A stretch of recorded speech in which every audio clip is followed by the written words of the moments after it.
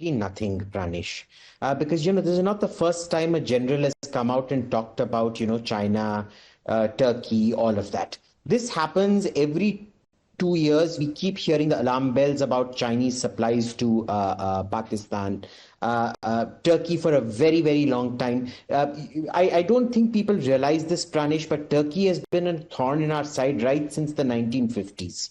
Since the independence of Pakistan, since this bizarre paper in 1952 came out by a book, came out in 1952 by Sir Olaf Karo called The Wells of Power. He was a big NATO bureaucrat, and he decided that Pakistan, Iran, and Turkey were the bulwarks against Russia, the USSR in those days. And since then, they've decided that they're a major bulwark and whatnot. That is their delusion. China has joined in this at least since the 60s. Who made China join them?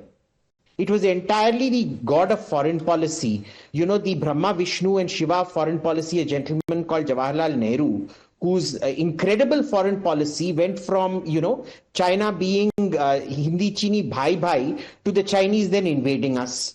Right. I can show you the Philippines defense minister at that time saying that he had never met anyone more security clueless and woolly-headed than Nehru. Literally used that word, woolly-headed. Now, for them to be saying all of this today is also a fact, because we have now internalized a culture of strategic ignorance. We are wonderful with headlines, but do we ever follow up on the headlines? How long, Pranesh, have we known that the Chinese are planning on selling stealth fighters to Pakistan? What have we done? You can't even forget 5th generation. You still can't get your 4th generation fighter up in the air.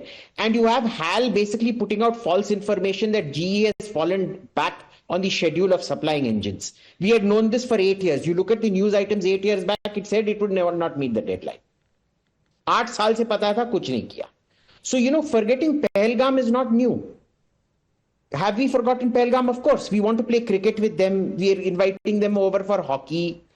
If you ask them, they'll say, oh, well, if we don't play, we will lose points. Sure, it's perfectly fine for, our soldiers to lose their lives. But God forbid we lose points in cricket or points in hockey.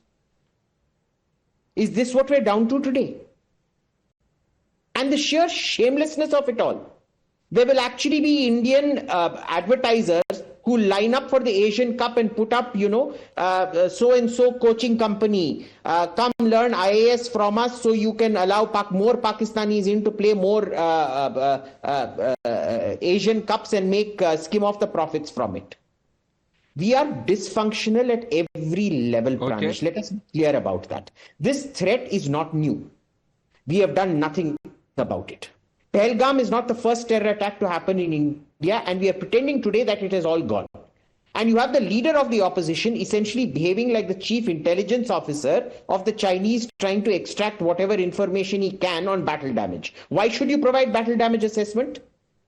Mind you, he's not asking for it in private. He wants it done publicly.